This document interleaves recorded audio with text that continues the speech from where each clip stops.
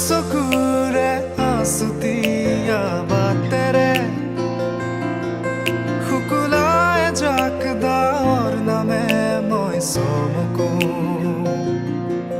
কপাহী চাদৰৰ সেমেকা আঁচলখনে